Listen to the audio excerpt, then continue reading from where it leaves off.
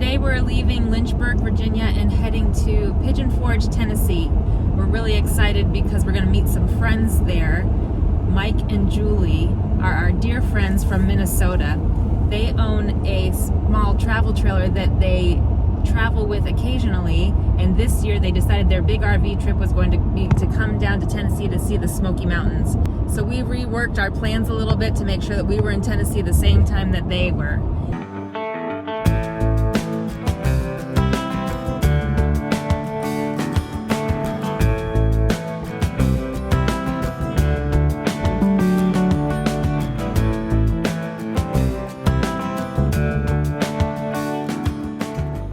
This is going to be interesting as well because until now we have only stayed at Thousand Trails campgrounds with our membership, which of course means that we have not paid any nightly fee. And we've, as you've seen, we've stayed at a few Harvest Hosts and Boondockers Welcome, which is also free, except for the wine that we buy at the vineyards, which is completely optional. That's on us. Yeah, and a little bit of the membership fee to get into it. But. Yeah. So this campground that we're going to in Tennessee with our friends will be the first time that we have paid to stay at a private campground. We're interested to see if it feels any different from Thousand Trails. Maybe it won't. But this trip is also significant in another way that Jason's going to talk about. Jason, what is special about our trip to Tennessee today? Well, really for, our 27 years of marriage, having our kids, raising our kids, we've been in the Northeast.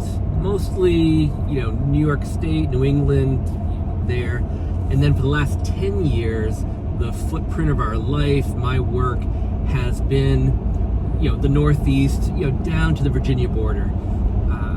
And this is the first time we are leaving that.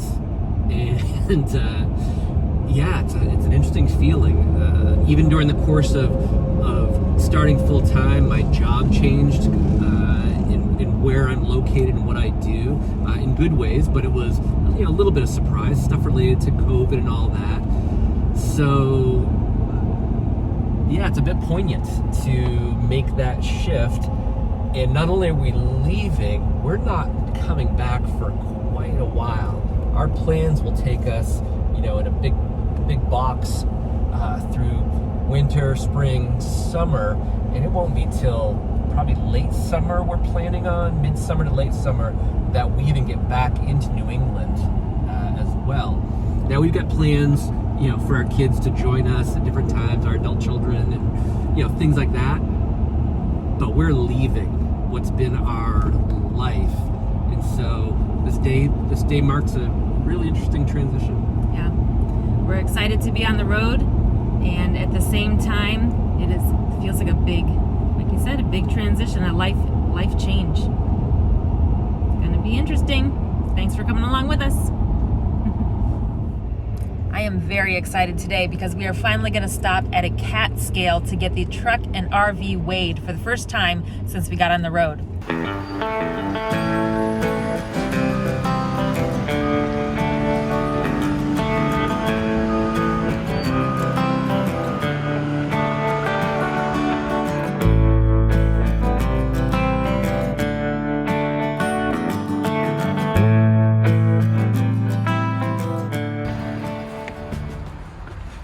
So I'm going to be 707. I don't know if my tires are lined up yet. They are. The back wheels of the truck are on the edge of the pad, but they're on it. Should they be back or forward? You could back up a little bit. Let me back up. You can see it right here. See this yellow line? Yeah. So now you're good. Now you're kind of in the middle. Okay. 707. Done. Hit accept. And we can do this all right on the app on our phone. All right, I shut the truck off. Let's try it. Please wait. Fee $12. We're going to accept that. Yeah, sounds good. All Wow, right. That was really fast. So it says it's done. It says our steering axle is 5,100 pounds. Our drive axle is 7880. Our trailer axle is 12,760. Our gross is 25,740. We are done. Knowing the weight of your RV is so important because an overloaded trailer can easily blow out tires, which of course would be horrible to both your rig and to the drivers around you if it happened on the highway. Yeah, it's just dangerous in general. It's the reason that we upgraded to the 8,000-pound axles on our Van Lee to give us extra cargo carrying capacity and hopefully prevent any overloading issues. One of the mistakes that people make that are new into towing, or maybe been doing it for a while but just don't realize it, is they confuse their towing capacity for what they can pull with the part of their towing capacity that's the cargo weight. So they might have a truck that can pull 18,000 pounds, but their cargo capacity might only be 4,000. And if you overload that, then you're putting all this extra weight on your axle and truck tires, and that's an issue as well for braking and tire damage and other things. So all those numbers need to work together, which is why we bought a dual rear wheel, so that we had not only enough but a good safety margin as well for what's a rather large RV. A little safety tip for the newbies and maybe those who think, oh, my truck can pull that, and haven't actually run the numbers on their cargo capacity of their truck. So as soon as we figure out how to get out of this truck stop, which is always a mystery, we're gonna crunch some numbers and see what our overage or underage is. We'll let you know.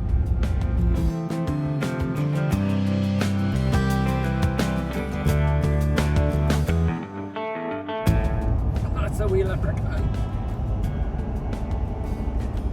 We love to see leprechauns on the road to the rainbow.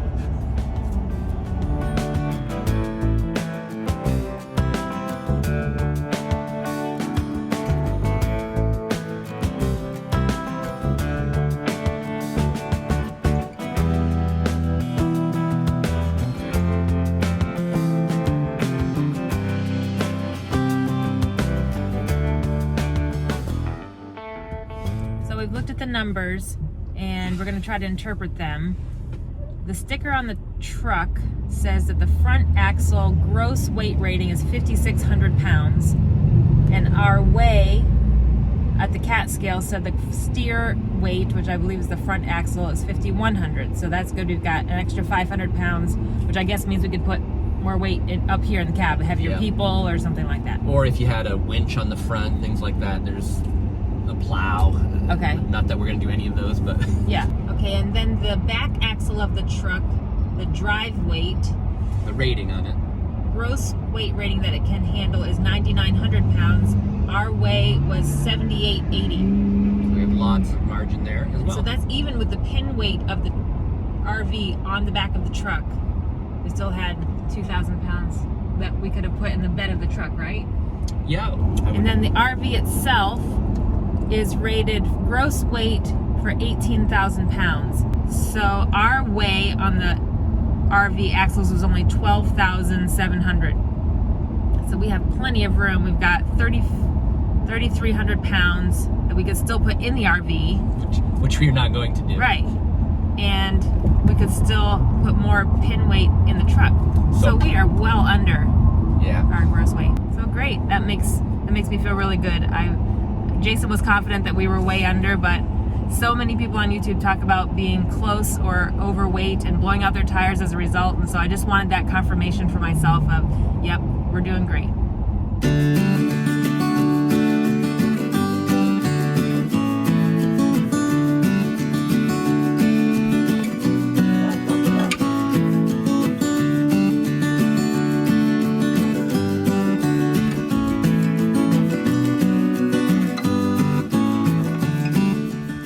Here at the Honeysuckle Meadows RV Park outside of Pigeon Forge, Tennessee, and like I said before, this is the first time that we have paid to stay at a private campground and not 1,000 Trails.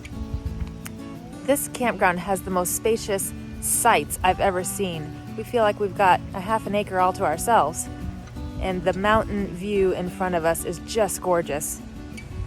And for as much land as you get here, the price is so reasonable, $40 a night, which I think on the average is a little bit low, certainly compared to the prices in the Northeast. So we're really happy to be here.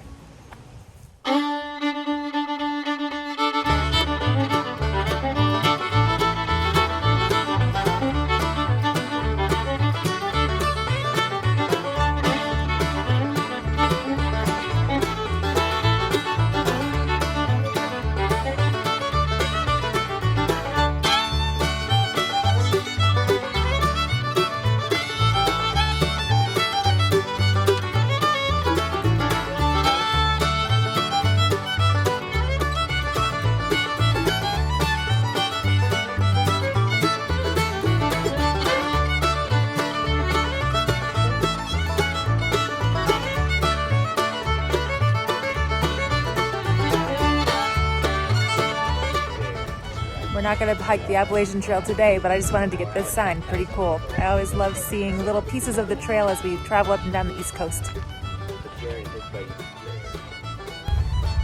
This is why they call it the Smokies.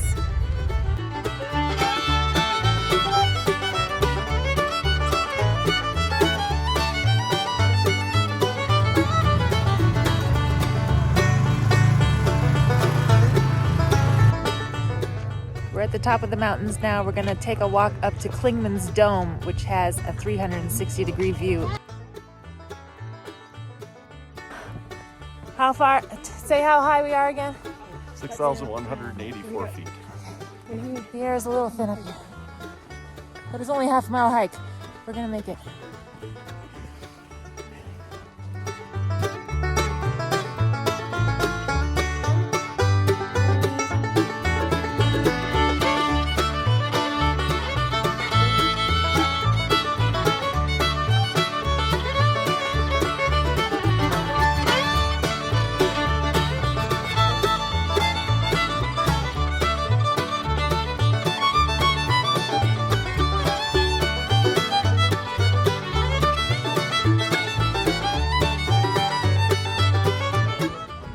Way off in the distance is Mount Mitchell, North Carolina, 73 miles away. It's about the farthest we can see today.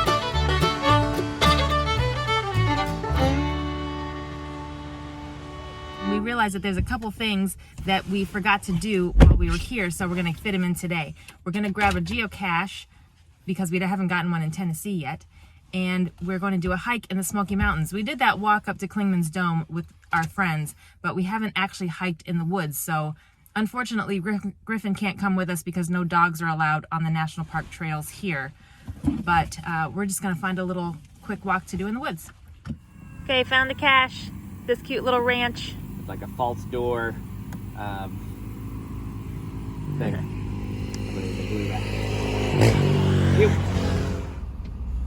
Driving through the Smoky Mountains is narrow and windy. Definitely take your time. Really beautiful. Especially with a dually. Little Greenbrier School. Find a trailhead up here. Here's a little schoolhouse at the head of this trail called the Little Greenbrier School. Little one-room schoolhouse and church from late 1800s.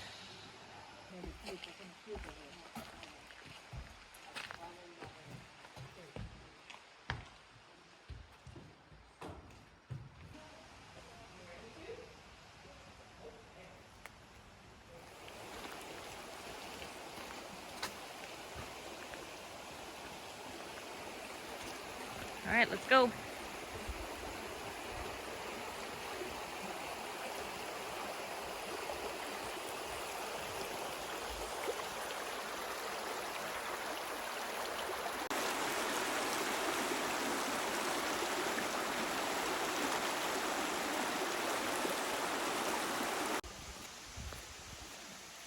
We've heard that the Smoky Mountains National Park is the most visited park in the United States.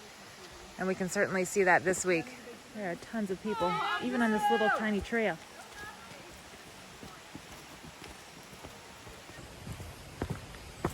It's cool back here.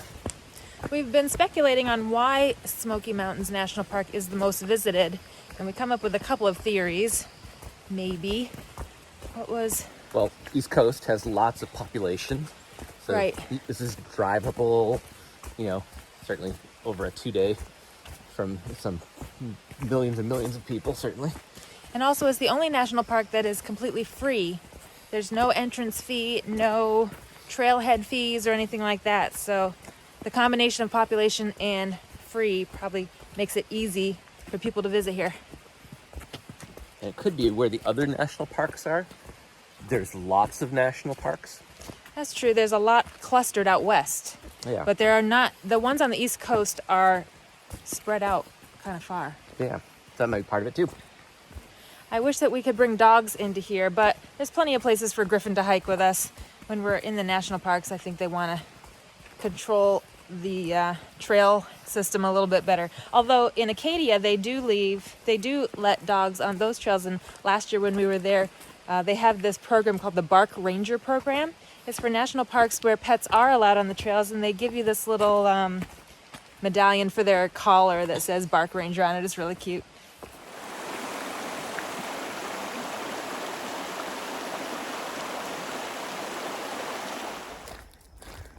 I came up over the crest of the mountain We came up over the crest of the hill, and now the trail's a little wider.